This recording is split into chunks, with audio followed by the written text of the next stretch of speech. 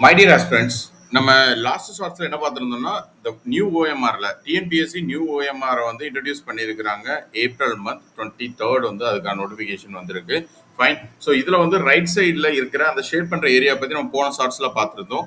இப்போ என்ன பார்க்க போறோம் அப்படின்னா லெஃப்ட் சைடு இதுல ஆல்மோஸ்ட் இங்கேயுமே சேஞ்சஸ் இருக்கு நமக்கு நிறைய. என்ன அப்படின்னா அந்த name of the candidate, register number, subject இது எல்லாமே வந்து இதுக்கு முன்னாடி ப்ரீ ஃபில்டா கொடுத்துருந்தாங்க.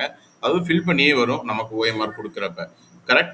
ஸோ அது அடுத்தது என்னன்னா வினாத்தாள் தொகுப்பு. இந்த வினாத்தாள் தொகுப்பு வந்து நம்ம கொஸ்டின் புக்லெட் நம்பரை வந்து இந்த இடத்துல ஷேட் பண்ணணும்.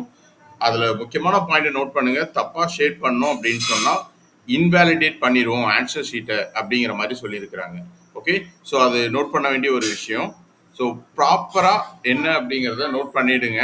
அடுத்தது இதுக்கு முன்னாடி வந்து நம்ம சைன் பண்றோம் அப்படின்னா ஓஎம்ஆர் ஷீட்ல சைன் பண்றத வந்து அந்த இன்விஜிலேட்டர்ஸ் வந்து செக் பண்ணுவாங்க. ஓகே. ஒரு சிலர் செக் பண்ணலாம், செக் பண்ணாமலும் இருக்கலாம். பட் இப்போ அவங்க மேண்டட்டரியா செக் பண்ணி ஆகணும், கண்டிப்பா பண்ணி ஆகணும் அப்படிங்கிறதுக்கான ஒரு ப்ரொவிஷன் என்ன அப்படின்னா இது வந்து இன்விஜிலேட்டர்ஸ் மார்க் பண்ண வேண்டியது, ஷேட் பண்ண வேண்டியது.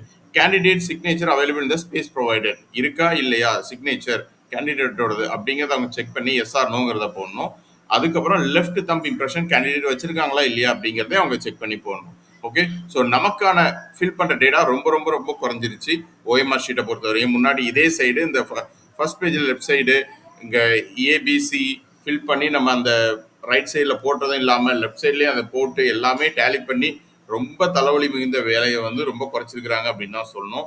ஸோ இங்கே லாஸ்ட்டாக தேர்வரின் உறுதிமொழி என்ன அப்படின்னு சொன்னால் நம்ம ஒரு சைன் பண்ணணும். இதில் செகண்ட் பேஜ்ல இருக்கிற இன்ஸ்ட்ரக்ஷன்ஸை நான் படிச்சுட்டேன், I am clear with that அப்படிங்கிறத மென்ஷன் பண்ணி, நம்ம மென்ஷன் பண்ண தேவையில்ல, அது ஏற்கனவே மென்ஷன் ஆயிருக்கு அப்படிங்கிறதுக்காக நம்ம சைன் பண்ணி முடிச்சிடணும். ஓகே.